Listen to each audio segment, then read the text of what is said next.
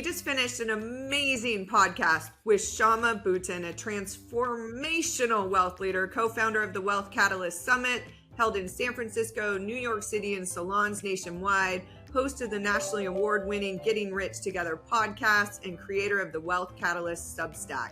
Through her work, built from head, heart, and community, she empowers women to speak openly about money, take control of their financial futures, and bridge the money confidence gap. With women on track to inherit $30 trillion in wealth by 2030, Syama is catalyzing access, networks, and wealth building education for women bold enough to reimagine what's possible. Here's Syama. Welcome, everyone, to the Power Up Your Life podcast. I'm Kelly Resendez. And I'm Mandy McAllister. And we are thrilled to bring my friend Syama onto the show today. And just welcome. How are you? Oh, so good. So happy to be here, Kelly and Mandy. Thanks for having me. Absolutely. Well, in your words, you've had an amazing career. You're making an amazing impact in the world. Would just love to hear a little bit about your story. Oh, gosh. I always feel like you say your story and it could go back, 40 something years, 30 years, 20 years. But, I think today I'll jump into the story of really how I'm in this work that I'm in right now, helping to really support and change the lives of women, families, and communities. And honestly, guys, it really all started, I would say, from my divorce. I had a divorce about 6 years ago, had this moment where I wrote an email to 50 girlfriends and said, ladies, I need to know about money. How are you investing it? How are you thinking about it? What are you doing with it? And unfortunately, 95% of those women did not want to have the conversation with me. So I did what any good girlfriend does, is I started to raise my hand in all the rooms and said, well, if my friends aren't willing to share and divulge and spill the tea, I'm going to have to get the information and be the person to share, divulge, and spill the tea. And so I have spent the last 6 years spilling the tea and bringing together women across the country for conversations around how we are creatively building our wealth, investing our money, and ultimately changing families and communities with our resources and living our life to our values. So something that maybe was considered a tragedy turns into just the biggest hero's journey of my life. And so I'm really excited to get to be on this path and share it with you all. Yeah, that is so incredible. And I know you and I have so much in common when we think about money and abundance and really just passing on this wisdom to other people. You have created a business around this now. Tell our listeners, because most of our listeners are high-level leaders and female business owners. What were some of those strategies that you really used to bring this idea, right? The idea formed to the next level? Yeah, it's a great question, Kelly. I call this second wave entrepreneurialism. So this isn't my first time running and starting a company. In fact, I've run a few successfully, but with a really different framework. And those are probably frameworks that your listeners are used to hearing about, which is you build this strategy, you look at your competitive matrix, you start to figure out your P&L, and you kind of come at it from a very building blocks, let's call it first principles standpoint, right? How am I going to build this business from a traditional, maybe MBA background?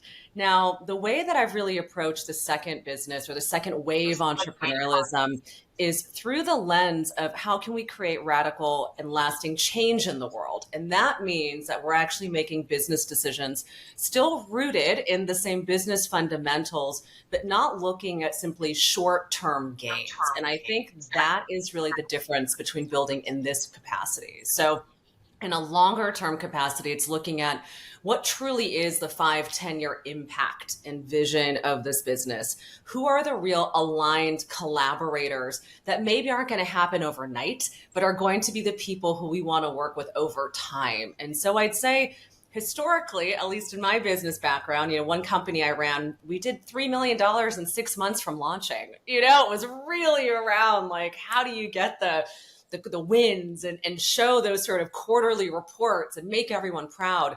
But in this case, we're looking at still financially sound business, but looking at things from a long-term sustainable standpoint. Very different mindset.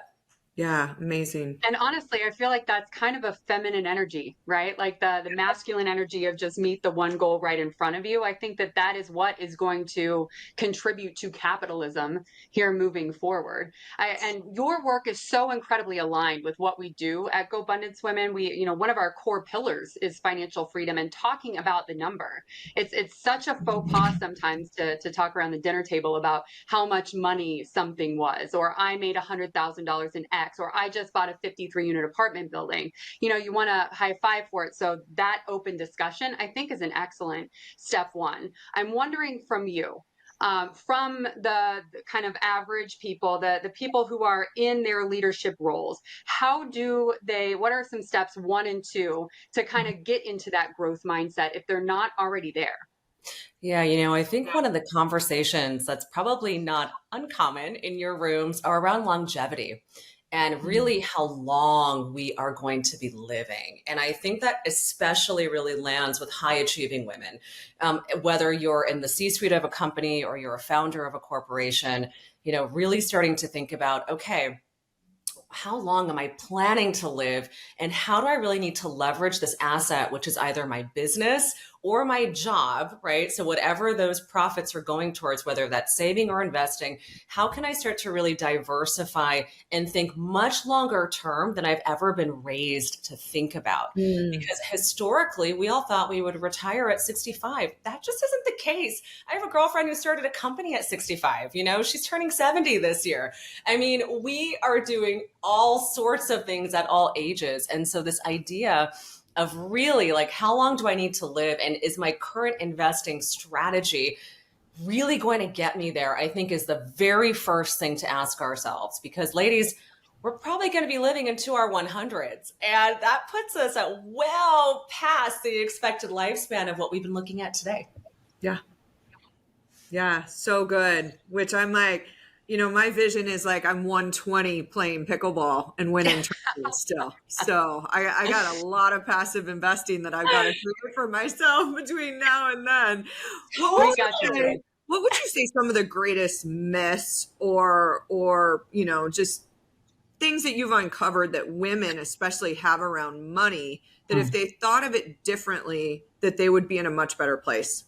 Well, what's interesting is I've spoken to hundreds of women about this topic in the last, 5 years. And women don't want to share their successes because they don't want others to feel bad. And they don't want to share their losses because they don't want to look bad. And so there is a real need to divorce ourselves from other people in this comparison game, because otherwise there literally is no space for us to breathe. So this idea of how do I sort of, start to take the leap forward, I think that's so critical. The second thing I think is that we've been so attached to our LinkedIn profiles. The challenge with that is that it keeps us really divorced from this idea of approaching things with curiosity and humility. And so there is a duality between standing in your power and saying, I am successful, I can do all these things, I can run $100 million P&L for a company, and let me approach my life with some humility and say, you know what? I'm curious about how my personal financial life might be able to improve. I'm curious about how I can creatively pay for college for my kids. And so I think we have to be able to hold both things as constant, which is, yes, I'm very accomplished and I've worked my ass off. And I don't know everything. And I get to approach life with a sense of humility, a sense of curiosity, and I get to lead by asking questions. And that is how I think we really allow for women to unlock each other's wisdom, because all of us have something to share, right? We all have lived experiences caring for aging parents, or whether that's going through a divorce or being a single mom or starting 5 companies. I mean, we have so much lived experience. And yet when you ask a woman about her financial life, she'll typically say, well, I don't know anything about that. Or, oh, I have nothing to share. Or, I have nothing of value. The truth of it is, if you sit quiet, listen deeply, you have so much to share with other people. And it's about time to reclaim your own narrative and stories for your benefit and for others. Yeah. Oh, it's almost an identity shift, right? Like if you found success in the world that connection to your LinkedIn profile, you are that LinkedIn profile. You are your accomplishments. And that has been a lot of work that your girl Mandy has done over the years to lead into that childlike curiosity, which is what gets you further faster. Could not agree with you more on that.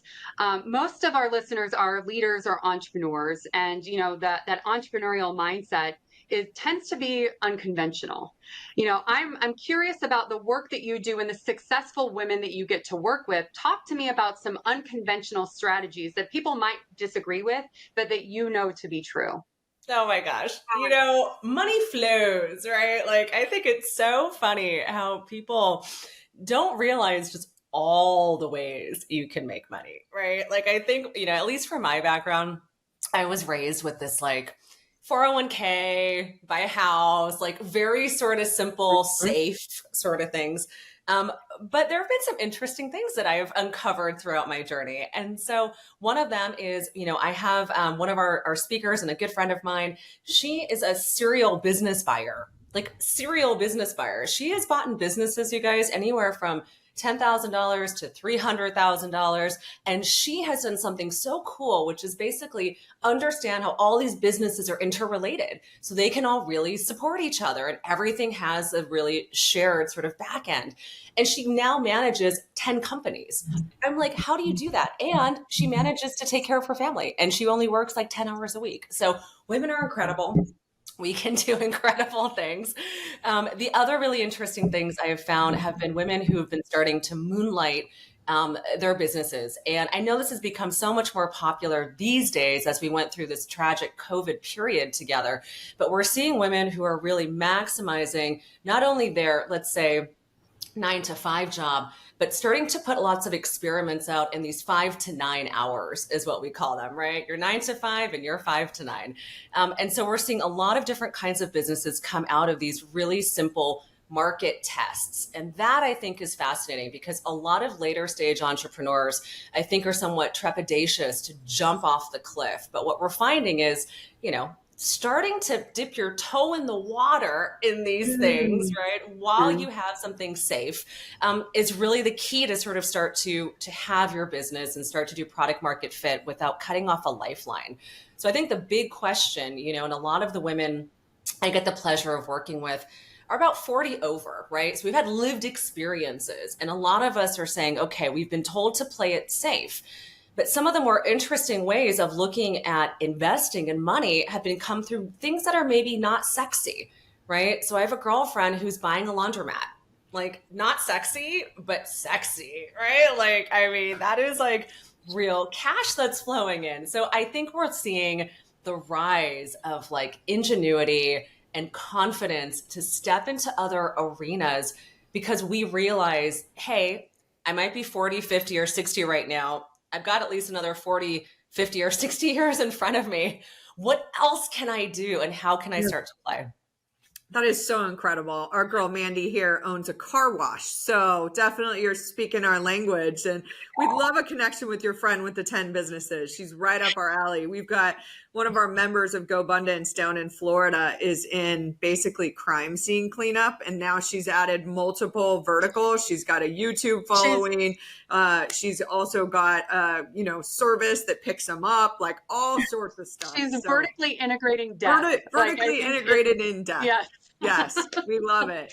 So much wisdom there. And I think you nailed it in that we don't have to drop into scarcity to create our life vision. And so, jumping off the cliff to start a business before you have the reserves in the bank or where you feel like you're more in power is such a great point. So I want to dig into the wealth transference that's expected. So many women are expected to inherit or through family offices just a massive amount of money. And I think the one thing about women that I know to be true is we have way more power than we realize.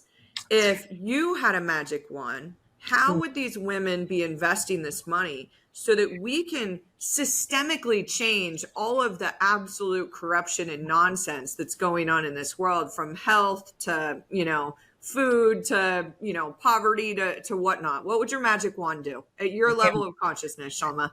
Yeah. To anchor that, So this $30 trillion wealth transfer is expected to hit the hands of women by 2030. That's in like, I get goosebumps. That's in like less than 5 years, right? So Yeah. $30 trillion. The pay gap, we make about 85 cents on the dollar. When we go to Whole Foods, we don't get a 15% discount. It's not like, oh yeah, you get price adjusted shopping because you make less money. So these are some interesting anchor points, right? Like it's almost to the point where understanding and exercising our wealth is no longer just a nice to have sort of idea. Like, oh, that would be great, but I don't have time. There is a real sense of responsibility here with women to be able to take control over this capital for a number of both like personal and external reasons, right? External reasons would be $30 trillion of wealth is transferring hands, but only 28% of women feel confident investing their capital. That means 72% of women are going to see an influx of capital and not know what to do with it. And if we were to take any sort of like historical reference points, we would know that, okay, women tend to play it safe, which isn't really true, but it's the narrative we've been told. And if we don't stop to break away from the narrative, we're going to think our job is to play it safe. We're going to fill into that. And so that means we might take money out of the market. That means we might keep it in stocks and assets that are, let's call them, 30 years ago trendy, but these days not aligned with innovation, right? Historically, the stock market is where you can really support the vanguard of these companies that are creating change. And so really, I think from the fundamental first step, a woman needs to understand her own values. And that I think is really critical. And when I mean values, it's what's important to me in my personal life right now. What are the issues and causes and things that I believe in? And then also, what is my risk profile, right? Can I actually afford to be conservative? In many cases, you might not be able to afford to be conservative because you need your money to exponentially grow because you don't have as much money as you would have liked, right? Mm-hmm. So we need to reframe what we think about risk tolerance and how we think about how we adjust our investing strategy into that risk tolerance. Now, the next thing is, understanding your values is super important, but then actually starting to, get a little bit more engaged, right? So your values will tell you both like the categories, the areas of business. Guys, I'm sure you know this already, but when you invest in like women CEO companies on the stock market, there is a comparable, if not oftentimes higher performance. And so there are funds like ETFs, like the WCEO, where you can invest in publicly traded companies. I think it's maybe clocking at $30 a share now. And you can actually be supportive of these companies led by women that are, providing excellent returns. So this idea that your values are divorced from returns is no longer the case. It used to be that concepts like impact investing or investing for good meant that you had to take a hit. Doesn't work like that anymore. So I think it's values alignment, starting to do a little bit of research to figure out like, how do I marry these values with these asset classes? And then speaking up and joining rooms and groups and conversations where you can hear and learn from each other. I'm a real firm believer. If you can't hear it from someone or see it in other people, you just don't know it's possible for you. And that is what I think is so valuable about having wealth expanders in your life. Right? You get to see what's possible. Go, oh yeah, Kelly's doing that. I think I'm going to try that. Or you know what? She did this other thing and that didn't really land with me right now, but I know it's possible. Yeah.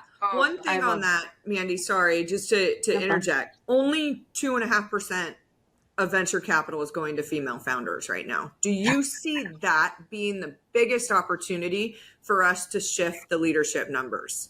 Yeah. So what I think is interesting is, and it's a controversial thought that I have, which is the people who should be investing in venture capital, the women, let's say, who should be investing in venture capital, are not. And this women who should not be investing in venture capital are. And so that means when we get caught up in this, hypiness of it all, right? Venture capital is a 7 to 10 year game. Mm-hmm. It is the highest risk asset class of all the asset classes.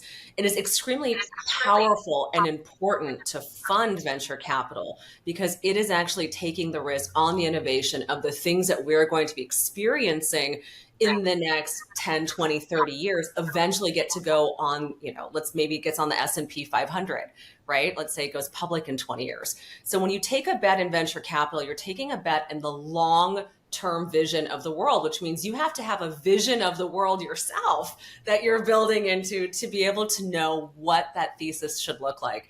Venture capital in women is such an important topic, Kelly. And I think it is even more so today because we are now more emboldened as women to say we deserve to have more research in healthcare and innovation when it comes to our lifestyle.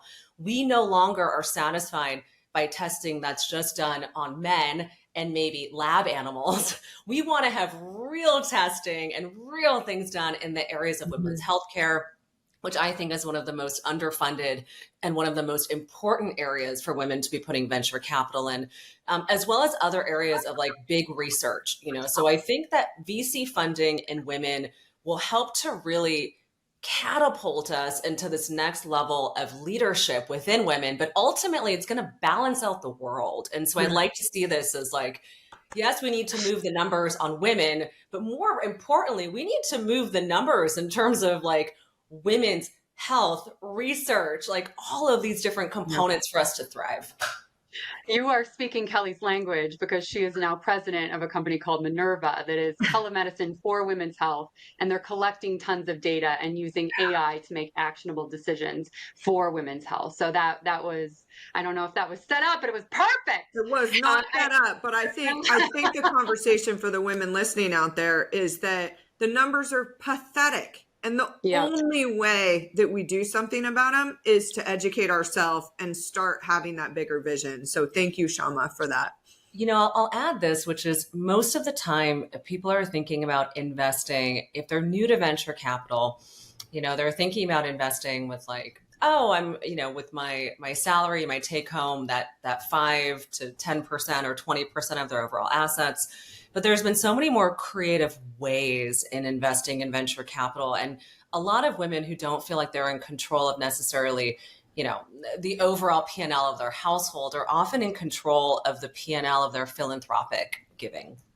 And that philanthropic giving can also be used as a vehicle to invest into startups. And so what's interesting is like, I think that we're also seeing more people share, hey, you can invest in this way and you can do it through a DAF. And, it's so much more creative. And I think a lot of the times we're told that there's so many rules, and there are rules and there are important rules there to protect you, but it's also a lot more creative and there are a lot less rules than there are more rules. And so I think it really just takes being a little gutsy to figure all that out. I think that the play it safe thing that we were talking about, that is so kind of insidious in women's heads, and I think that there's this real opportunity for a reframe that instead of playing it safe as take your money out of the stock market, it's mitigating risk.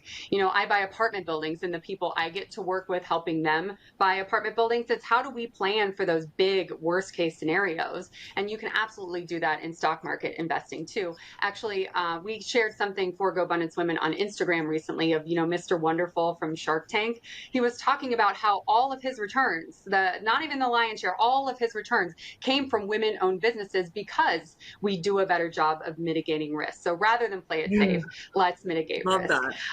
Let me tell you how many things I am taking away from this conversation, Syama. Number one, just your energy and your giving, and it's untouchable. I love what you're doing for the world here. And this idea of having first principles and understanding my values. And that is how I'm going to filter all decisions of what I'm doing, not even with just my life, but also my investments that are going to fuel my life into my 120s when I'm versing Kelly in pickleball. And this idea of the confidence gap, I talk a lot about trusting your own judgment. And we as women need to figure out how to do whatever reps it takes to trust our own judgment with our money, because I see that as a real problem as well. Kelly, what did you take away? Oh my goodness, so much. But I think the most powerful thing is that Syama just is the change that we need to see in the world today.